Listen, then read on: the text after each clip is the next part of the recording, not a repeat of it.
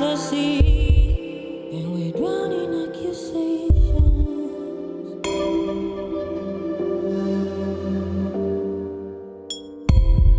We are separated souls, hoping for a shooting star.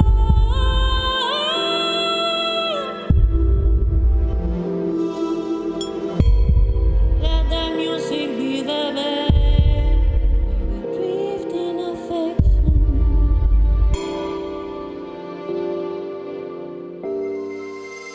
My heart is red, strong like a lion. Your mind is blue, deep like the waters. Let the lion bathe in water, water falling from the sky. Love is amor, corazón is heart. Rojo is red and blue is azul. Agua is water, león is lion. Animal, animal, alma is soul. Passion, pasión y human, humano. Let the lion bathe in water, water falling from the sky. Love is amor, corazón is heart.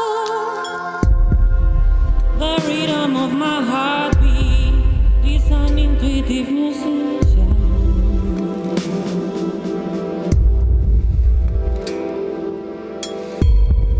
And your mind is the composer that will write with a vision.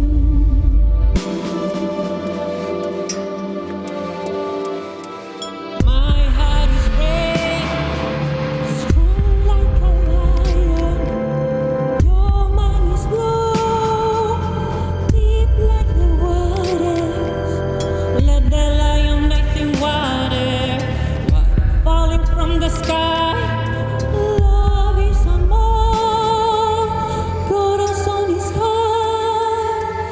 Rojo is red and blue is azul. Agua is water, león is lion. Animal, animal, alma is soul. Passion, pasión, and human, humano. Let the lion bathe in water, water falling from the sky.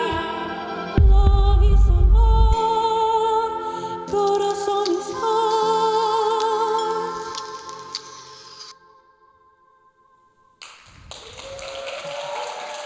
Thank you so much for this wonderful performance.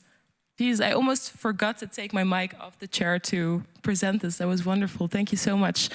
Welcome, everybody. Tonight, Eurovision time. We're here at the Balie.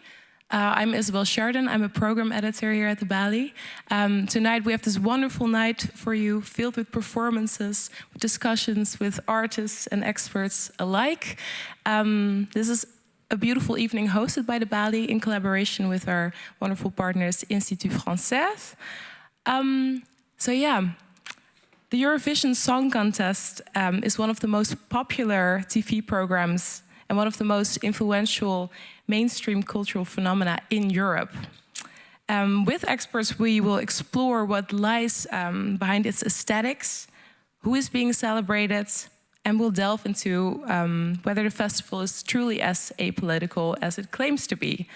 Beside these discussions, which we will have, we will also have some amazing performances lined up, like we just had from Ariah Lester. Thank you so much.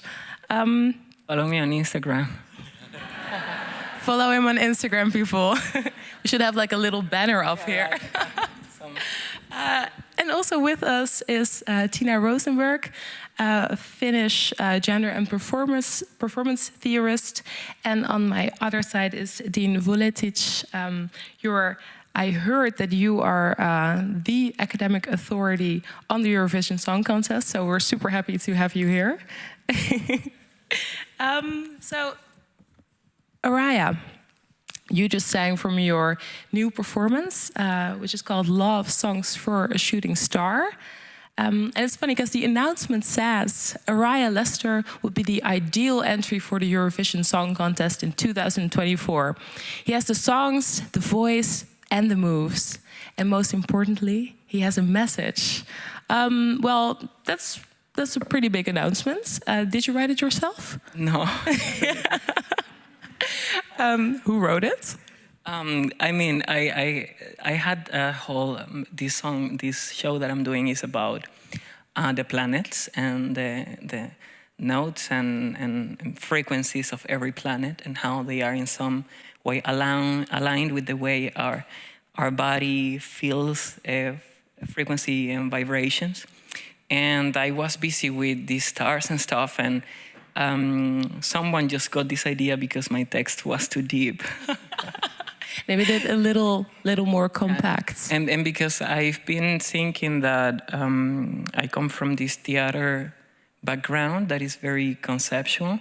Yeah. And I think that I have a big heart and a lot of love to give to the world and a lot of things to say. And sometimes I felt very castrated by my own community because we are only allowed. And with your own community, you mean the people in the theaters? The performance art community, because we are only allowed to use certain kind of terms to create art, and there are all these rules and guidances on how to make things that are valuable for curators and programmers, you know. And when I have my own concerts out there in the world, people say, "Wow, you're amazing! Your story is so inspiring." And then the same thing when I'm in the theater context is totally judged as naive and superficial and like one-layered. So at some point in one conversation with the people that produce my work, I said like, I think I should just like go to Eurovision. What did they say? They said, was he like, welcomed? Yeah, probably. But you know, it's something between jokes and maybe a little bit of truth. I don't know. Well, maybe not next year, but maybe in 2 years we will see you there. Just one more question, because you are originally from Venezuela. Yeah. What made you so interested in the Eurovision Song Contest? Because Venezuela isn't a contender. Yeah, well, I mean, I think there is a very deteriorated relationship between the Netherlands and Venezuela. In fact, I have friends and family living in both Curaçao and Aruba, and now all the borders are closed. And also, many people that have tried to escape the Venezuelan crisis on boat has drowned because they are being sent back from the authorities with no fuel or real resources. And my last show was called Viajero del Amor, and it spoke a little bit about, you know, the struggle of being a Venezuelan artist in Holland with a lot of privileges, but still not having enough resources to support my family or to help people that are really in need. So what was your question again? I got lost. Well, this was a very elaborate answer on a completely different question that Yes, I didn't ask, but which was very beautiful. But I think... I was just wondering, you're from Venezuela, and which is not a contender in the Eurovision Song Contest. What made you interested in it? Why do you want to be on that stage? Because everybody told me that I should be there. And well, that's a perfectly fine answer. You could have given me that. Yeah, no, because that's just the peak of the iceberg, and I'm not using the time that I'm being given to deliver my message here. So I'm not going to play games, you know. So it's very important to not go straight, but to go around. And I think it's important that I'm transitioning to become a Dutch citizen and learning the language. And so I think that me participating in that concert, context, whatever, really speaks about the multicultural identity of this country and who represents whom. And you know, am I Venezuelan? Am I Dutch? Certainly I'm not Dutch, but I belong to this place now, and it's the place that have seen my work grow, something that I couldn't have done in my country. So I think that this complexity of beingness and this complexity of our biopolitical existence needs to be put in the spotlight. And even though I do consider that there is a lot of superficiality around, just like RuPaul Drag Race, you know, these things is important that they are there because they are creating a new way for people to understand how complex being a human being on Earth today is. Yeah.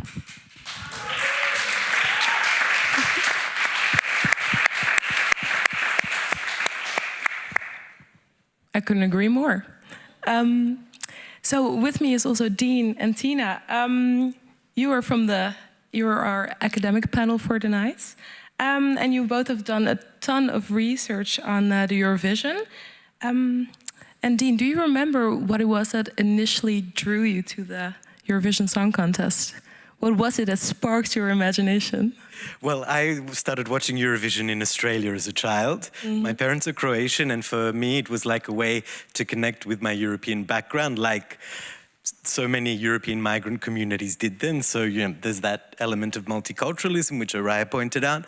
But also, later when I started an academic career, I realized, first of all, that as a child I always wanted to be an actor. And then I found myself in academia. Long story, I suppose. I won't ask. I suppose I was just a good student. And then, you know, I ended up going to university, doing various degrees. But then I thought, I can't be studying history for the rest of my life if I'm going to be doing boring topics. And there was nothing on Eurovision. And it was joked about a lot. So I said I wanted to do a project on Eurovision, and then people were laughing. When I moved to Austria to write my book on Eurovision, it's a very conservative academic community, especially in history, and they thought, oh, this, you know, guy, he just comes here wanting to write about Eurovision, ha, ha, ha, ha, ha. And then while I was there, Conchita Wurst won. And then I was ha, ha, ha, ha, ha. Because suddenly I started to work a lot with the media, consulting them on Eurovision as well. And my career really changed. And really I got to achieve my dreams through Eurovision. I grew up in Perth. Yeah. If you know the map of Australia, it's in Western Australia. It's on the other side of the world. The closest city is 4.5 hours by train. In the middle, plane. In the middle, there's just desert. So as a child, I was always dreaming of traveling. And through Eurovision, you know, I would see this Europe, all these different cultures, languages, which I love to learn. And now I live in Europe. I get to travel around and talk about Eurovision. So my dreams came true. Yeah, it sounds like quite the life you're living. Just to go back, you said a lot of people joked about it. And Ariah, you also referred to that. Why do people joke about the Eurovision Song Contest? What is there to laugh about it? I think they think it's silly. Tiina can talk more about this, campy, kitschy, you know, all of these. These criticisms have been going on forever, though. Ever since Eurovision started, I went and studied the archival documents from the European Broadcasting Union, the organizer of Eurovision, and already then there were criticisms that A, Eurovision is too expensive, B, the songs are poor quality, and C, the voting is rigged. So everything that people still say today about Eurovision was also being said in the late 1950s and the 1960s. But, you know, there's something very special about this contest, about the fact that it's the biggest cultural event that unites Europeans, to about 200 million every year. It's a moment we all share. When I travel around Europe, everyone has an opinion about Eurovision, whether they love it or they hate it. I find most people now love it, or at least are interested in it. So I think it's just that people didn't know. I think one of the problems was that it wasn't studied seriously and explained as a phenomenon. So. And Tiina, how do you look at that? Because it wasn't studied in an academic context before, and now it is. I have two of the leading academic people in. Okay, you look quite startled now. How do you look at this? Do you think this has changed over the years? Well, I just might briefly explain my own background. I was born and raised in Finland, in Helsinki, Finland, and I have done my academic career in Sweden, and those countries have very different Eurovision Song Contest traditions. Sweden traditionally being successful, and Finland, actually there is a common colleague of ours, Mari Pajala, who has studied the Finnish contribution, Why Finland Always Loses. So basically, I could say that. Having said that, so I would say that the Eurovision was my childhood dream in a sense, and then I went to academic studies, and my background is in theatre, and more in a sort of progressive Eurovision hating, self-hated kind of tradition. so that my way back to Eurovision was that I'm in theatre and performance studies. but also in gender and queer studies. And coming in back to Eurovision through queer studies and through the camp aesthetics was actually a way back to this very rich tradition. But then there is also the other part of this, because it's so the whole tradition of Eurovision that started out as a peace project in Europe. Many things have actually, as the European Union in the post-war period, that there would never be war again in Europe, and that was still, so to say, the divided Europe at the time. Since the wall was there, I would say that the wall mentally is obviously still there to a certain kind of extent. So basically my interest in the Eurovision today would be why queer audiences adore this contest. Of course, it's a mainstream, and everyone, I mean, there's huge audience or huge audiences, I would rather say, who love the event. But I'm also interested by this sort of aesthetics. So obviously kitschy, all through camp in queer aesthetics, it's not exactly the same. It's the excessive theatricality, and of course also the matter of taste that is inevitably there. That actually brought me back to my childhood dream of the Eurovision. Yeah, because it's interesting because it's considered broadly as a very kitschy event, but what does that serve, that kitschy aspect? What is that like? What role does that play within the Eurovision Song Contest? Well, if we have a very sort of broad definition of kitsch as being bad taste. So I just wanted to say that if a person who has cultural capital and has a sort of well-designed minimalistic home in a sort of Northern European Scandi design, then you can put a kitschy thing in a corner, and it's a kind of ironic statement, right? So it's there, but you still are a person of high status and some sort of taste. Distance between you and the object. What about the working classes, where kitsch? I mean, who is the one to define whether kitsch actually might be the ruling principle, kitsch defined by someone else? Or our migrant communities, different colors, different taste. It's, I mean, coming from the north and coming out of these minimalistic Scandi designs also.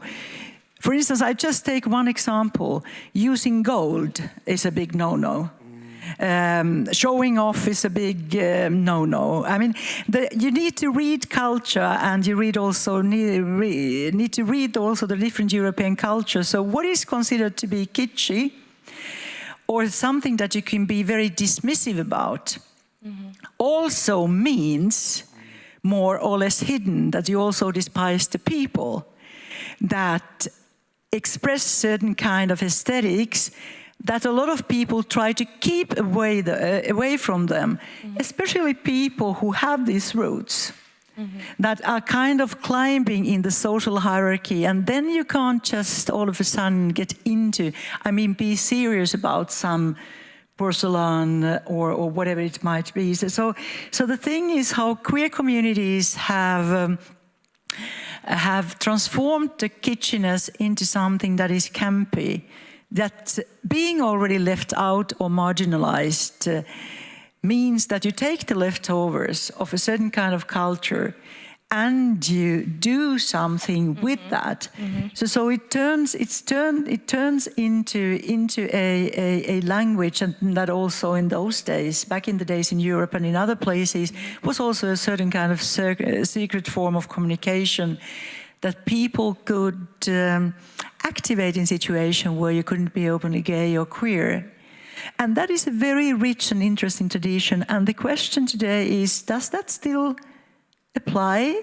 Or are the younger queer generations interested in this kitsch, also in the kitschy, campy tradition? Maybe a good question to ask Dean. What do you think? What do you think, Dean? I'm not so much an expert on kitsch and camp, but I can say that in my book on the history and politics of Eurovision, I do quote the Czech author Milan Kundera, who says that kitsch is the ultimate aesthetic form of totalitarianism. And then I'll refer to the first sentence in my book, where I say that Eurovision has been appropriated by a range of political actors, from dictators to drag queens. And this is what I find really interesting about the contest, that not only do you have figures like Conchita Wurst using this aesthetic, but you also have dictators who love Eurovision. Alexander Lukashenko is a fan of Eurovision. He has often spoken out on what he calls vote rigging in Eurovision. Meanwhile, he rigs elections in Belarus all the time.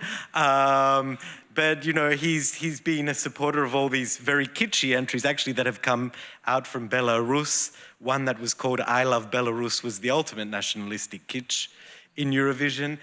There was one called "Cheesecake."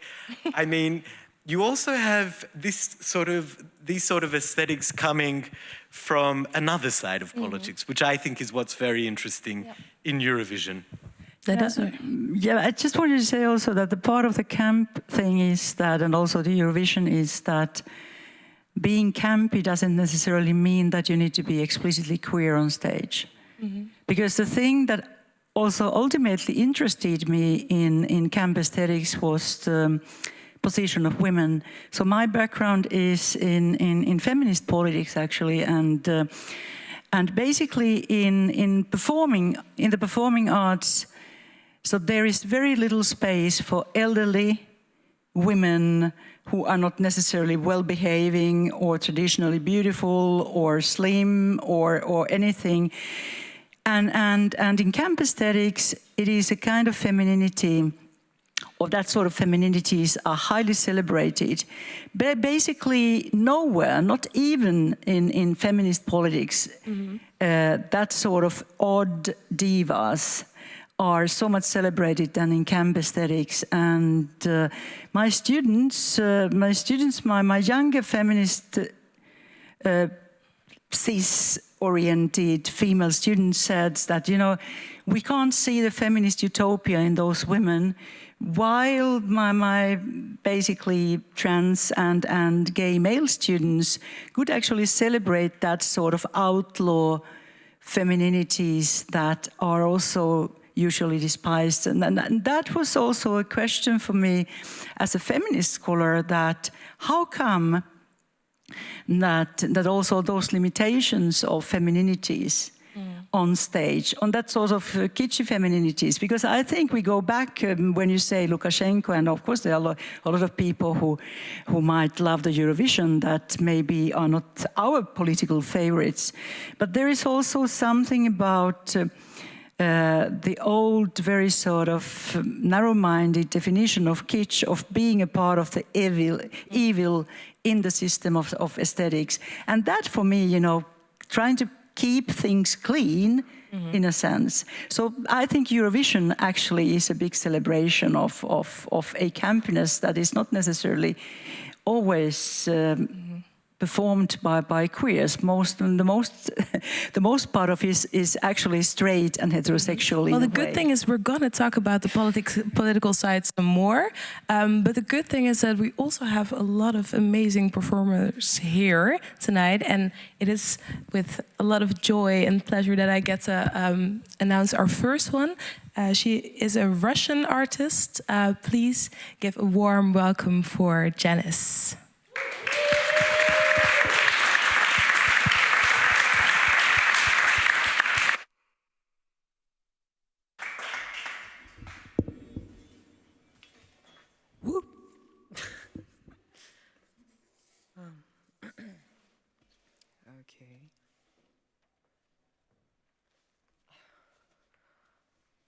Okay, never tried it with the heels. Something new. Can't fall asleep, can't close my eyes. Asking myself, how did I feel like I'm living my life? Felt like life was right. But still no talk, still a gloom to fight. And I had a question, what the fuck is right? What the hell is mine? What should I describe when they ask me how I see my future? Texting, never mind. Take that pill and swallow. Maybe in the night you will find a way how to get up. I'm reaching my peaks while somebody's down. I'm building a hive for the bees lost in motion. They give me a chance to get what I want. Oh, but what I want is unapproachable to get rich. The snake of my fear is getting my chest, so intense and painful. The perfect affair. I'm going to balcony, holding blunt in my hand. A breath of fresh air and the black mirror says, what the fuck is right? What the hell is mine? What should I describe when they ask me how I see my future? Texting, never mind. Take that pill and swallow. Maybe in the night you will find a way how to get up. But I'm sick of this shit, and I do not care how many of them will cry when the sun arrives. A new day will come, better beware. I know it will come, I hope it will come.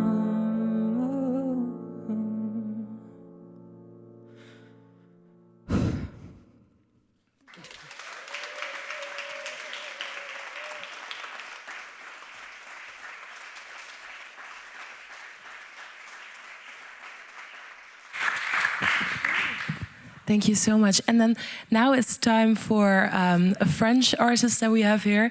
Please give a warm hand of applause for Franky Gogo.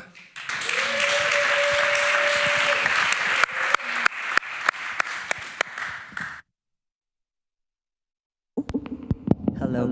I just need to tell you something. As you all know, it usually Eurovision is like a spectacular and a glittery thing. And I decided to try to perform for you the exact opposite of it, and that's why I came without any instrument.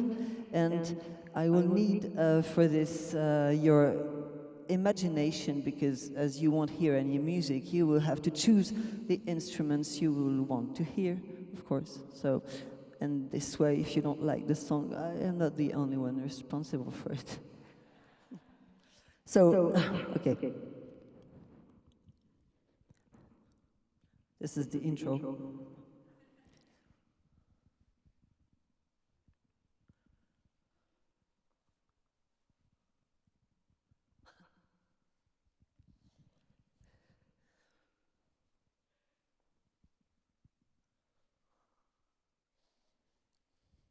Welcome to Minus Town. Scrap has a pretty sound. Where did Sabrina go? It smells like a rotten toe. Peter's in the hall. Daddy is a muddy dog. Robbery at the Chinese store. Cindy has a camel toe. Patrick's behind the bar.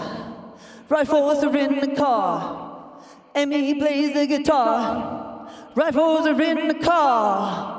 Welcome to Minus Town. Scrap has a pretty sound. Where did Sabrina go? It smells like a rotten toe. Woo! Peter is in the hall. Daddy is a muddy dog. Robbery at the Chinese store.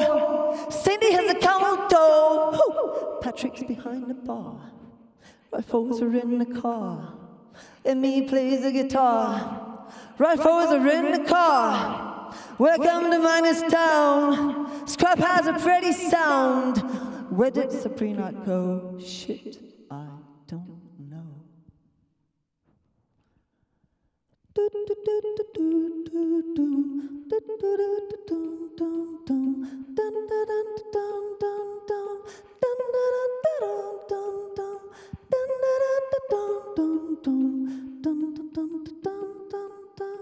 I do everything that's wrong. I want everything that's wrong. I know every place to be. Don't remember what to be. Are you ready? 1, 2, 3. Are you ready? 1, 2, 3.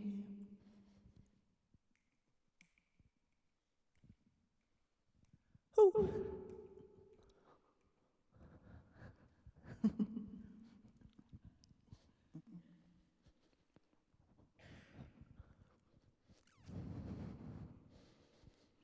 One more time.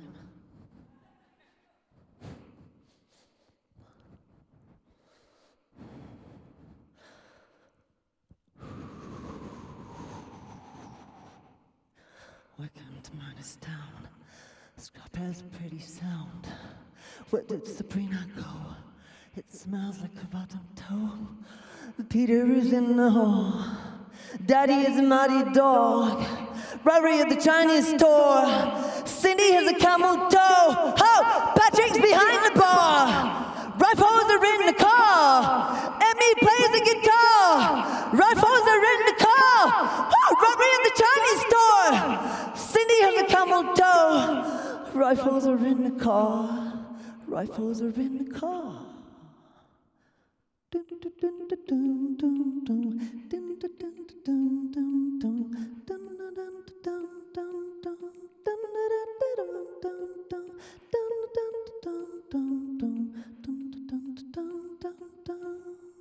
I do everything that's wrong. I want everything that's wrong. I know every place to be. Don't remember what to be. Are you ready? 1, 2, 3. Are you ready? 1, 2, 3. Etc. And so on.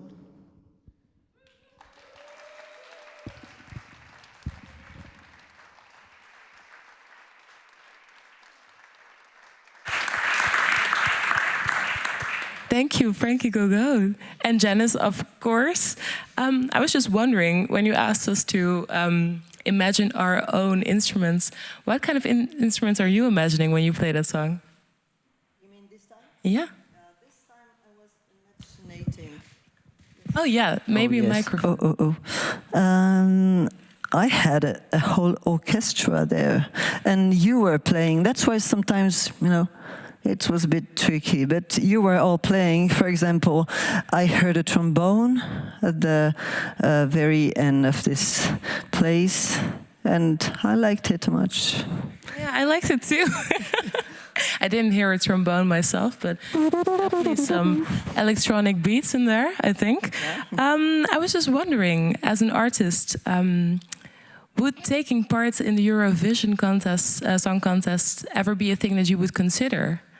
No, never, and I must confess something. I'm very much ashamed of it, but before this invitation, I never heard Eurovision, and I never saw it. I heard about it, but I never saw Eurovision. So as I was invited, I went on my computer and had a look at it, of course. I know what it's about because no one can go through it, of course. But I saw it for the first time like 2 weeks ago. Sorry for that. Where have you been living? In Paris. Well, I knew it from Australia. Yeah, I know, but maybe they play louder this way. I don't know. Maybe they did. And so you watched it for the first time. Are there any things you liked or disliked about it? Can I have like an initial first review? Yes, 5 words? of course you can have. Of course I knew about it. And I knew who won and why and etc. What I find interesting, of course, in it is this popular way of gathering people all over the world, and also for the questions it can ask. But I have a but. I must say that I have the feeling that people consider it as an achievement, like, you know, for example, you were talking about the queer question and how queer people are represented and etc. And of course, it's a nice way of making possible for some people to be seen as they are, etc. But for me, it's not an achievement, and I would very much like to be the first step of a revolution and not the ending of it. Yeah, I was just to go back to Tiina for a second.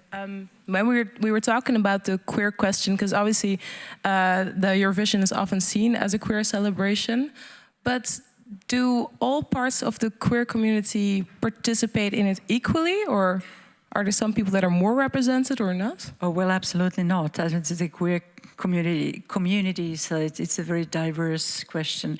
The interesting thing what I wanted to say today was that the national contest in Sweden that is called Melodifestivalen, so it actually went down in the 80s and it was almost dying out in the 90s. So it was actually the gay boys, I would say. There is a lesbian following, but it's small.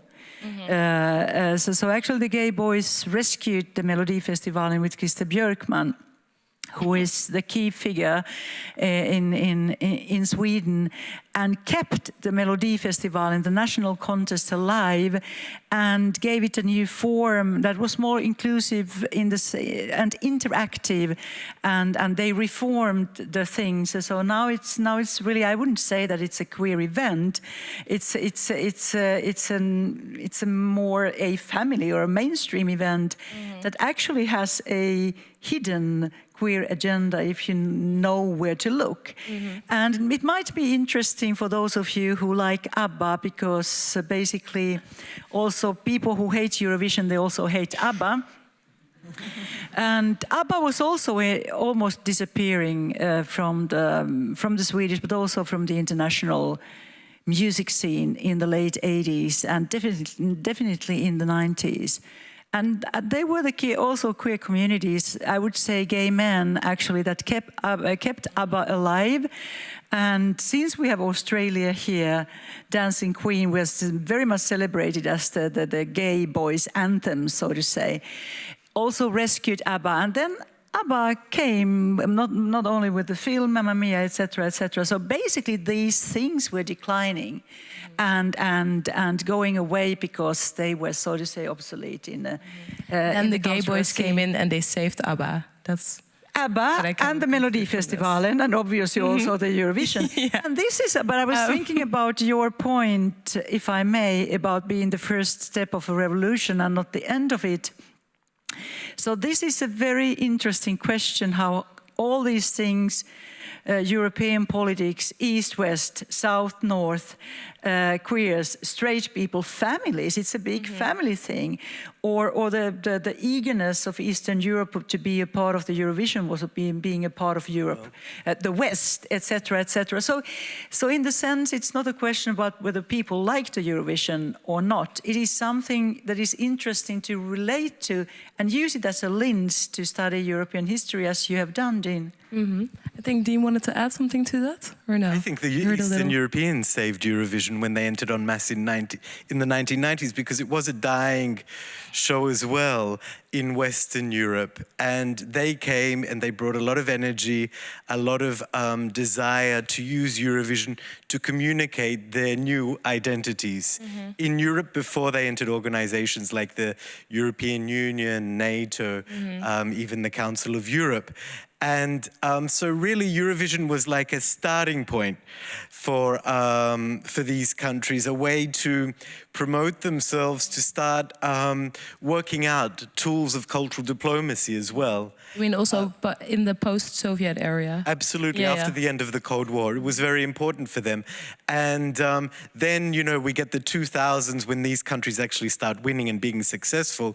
And then you see West European media commentators and even politicians complaining about this, which is all related as well to the expansion of European integration at that time, the anxieties that Westerners had over immigration coming from the East and so on. This was all part of the same package. Eurovision was like, let's say, because it's not considered very serious, you could get away with these criticisms of East Europeans saying, oh, they control Eurovision, they're conniving, they don't understand democracy when they vote, they only vote for their neighbors, you know, all of these bad attributes, which actually scientifically, when you look at the actual voting, it's not true that there were these big voting blocks that determined the winner of the contest. These were just prejudices that came out and that continued to exist even after the wall fell, which, you know, a lot of the East European entries also tried to challenge, to show that no, East Europe was something else. Yeah. Jenys, I would just like to come back to you for a second, because you also played a wonderful song. You're a Russian artist. How do you look at the Eurovision Song Contest? As an artist, mainly. Okay, let's begin. I'm Jenys, I'm from Russia, it's true. And I came here because, you know, what happened. And for me, it's actually a big loss because in Russia, it was our habit to watch it like each year. For my family, it's a big contest. And it's not even about like who sings better. Nobody cares. It's about show. It's about like the visuals. So from my perspective, I always considered it to be something, but not my thing quite. Because when I say not my thing, I mean fashion industry. I'm more about fashion. I'm more about like working with brands. And the thing that I think could improve Eurovision Song Contest would be to hire people with a real vision, I say. Yeah, it's an underground community, because usually they put some famous designers, stylists that became famous really long time ago. So right now they don't know any trends or whatever. What is fashion right now, actually? So I think that could be the very start of revolution, as we said it before. But also, yeah, we discussed it before, the bad things about Eurovision, but the good thing is that it unites us. It has a very big impact. So from my Russian heritage, I know a lot of songs from Eurovision, and it's really. Do you have a favorite? This one with Dima Bilan. Do you know Dima Bilan? You guys know which one we're talking about? They're in the back. Yeah, and there was also a performance from Yevgeny Plushenko. He was like doing these things on like skating or something on the piano. That was surreal. Yeah, and it's also kitsch. It's very kitsch. That's what I like the most about this. And for Russian people, as far as I can say, it has a very big impact in the sense that, okay, we are the first ones. So it unites us. It was uniting us as a nation. I don't think, okay, it's not quite good to say in my position. Yeah, I'm trying to be neat with the words right now because it can hurt some people, some groups, and who am I to speak about politics? I'm only an artist. But yeah, it was uniting us. It was giving us some information about our cultural identity, what we are this year. And so if we win, we celebrate a lot, usually. And right now, disappeared. We've been excluded. How is it for you to, because we're going to watch the show afterwards, how is it for you to be here in Amsterdam and, well, obviously Russia has been excluded this year. We're coming back to that in a second. How is that for you? How do you feel? It feels surreal. No, really. Because 1 year ago, I was thinking about getting out of this country because it's pretty impossible to build up your career there as a queer. So I guess I'm one of the few trans people who make music this way. I'm a producer first, so that was like an exception for me to sing to you today. But I thought, like, why not? It's simple. But the beauty of the simplicity, right? Yeah. So, as far as I can say, what was the question again? I'm sorry. I just lose these things. No, I was just wondering, because it must be so strange for you to, well, you watch it every year with your family in Russia. Russia has been excluded this year. Yeah. You're here in Amsterdam with us in this room. And we've been watching this contest with my trans sisters. When I was living in a dorm, I was at the first course of my university. I was getting my degree. It was a very nice celebration. I don't know, we've been buying some chips, like organizing some party, wearing some pajamas, and that was the full night experience from the start till the end. And I was like screaming some funny stuff to like, yeah, Croatia, you go. You know, then they, when they calculate the scores, it's the most intense moment, I guess. It's very funny. So right now, I don't even know. It's about many things, actually, not in even the Eurovision. Everything is quite new for me because my life is changing right now completely and goes in the opposite direction. But according to the Eurovision theme, right? I feel like, yeah, I get out of this country, but I cannot interrupt this connection with it. And I don't know. Thank you so much for introducing me to participate in this amazing event today, because that was important for me to have a voice here. You're very welcome. Lovely to have you. Yeah, because like many people, my loved ones are now there and they don't have such opportunities to deal with it. So yeah, I think it's heartbreaking for me. Not that I'm a big fan of this contest, but you know, that was a habit. Yeah, well, I hope we can recreate a little bit of that habit tonight. Thank you so much. Yes, of course, I guess. Just a little bridge, because like we're talking about Russia now, and I would like to go to you, Dean, because well, you were talking about the dictators, the drag queens. So like we like to envision Eurovision as something that is quite apolitical. But now Russia has been excluded on political reasons. Like how should we look at this? Well, this is a first for the European Broadcasting Union, because historically it's always said that it's a non-political organization and that Eurovision is a non-political event. And it's finally learning that it needs to take political decisions to uphold the values that it has adopted for itself. Because in the last 10 years, we've had this idea that there are things called European values set by the European Union and the Council of Europe, but the European Broadcasting Union has also adopted its own values concerning the freedom and independence of the media, which of course not all EBU, European Broadcasting Union members adhered to, including, for example, the Russian members of the European Broadcasting Union, which are now suspended from the organization. So I think it's a learning process for the European Broadcasting Union.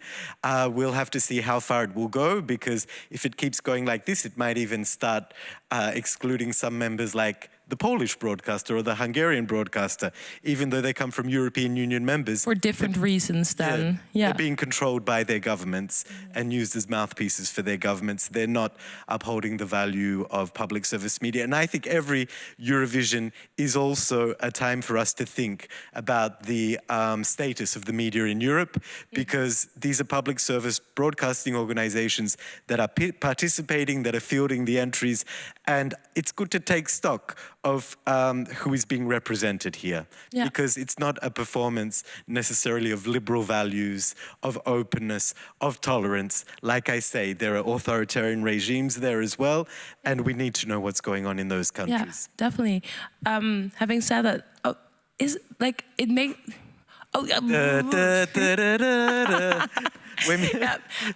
For people that don't know why I reacted this way, Dean is pointing at the clock, which means that it's almost 9. Well, no, it is 9 actually, which means that the Eurovision Song Contest is about to start. We miss it. He can't miss it. You can't miss it either, I think. Okay. Just before, because I had a last question, but I think we're gonna skip that. We're going to watch some amazing performances in a bit. But before we do that, we have one last performance from the amazing Ariah Lester. Before we applaud for him, can we just give them all a round of applause for the amazing things they've said, the performances. Thank you so much. And now, Ariah Lester. Thank you. I just want to say something before I sing my song. Kitsch is an idea. It's just an idea. You can look at the world from your mind perspective. Amazing. If you can focus on this part of your body, all these concepts are nothing, just garbage, to give some sort of explanation to our existence. But when you can feel and move each other from a space that is true, then everything is possible, you know? Okay, let's go, I guess.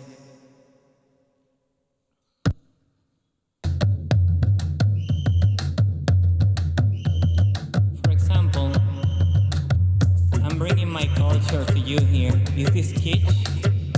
Do you dare to say that? You know, oftentimes people that have a lot of restrictions, they invent a lot of words to give explanation to their constriction because they are very unhappy. They cannot express themselves. They are not free.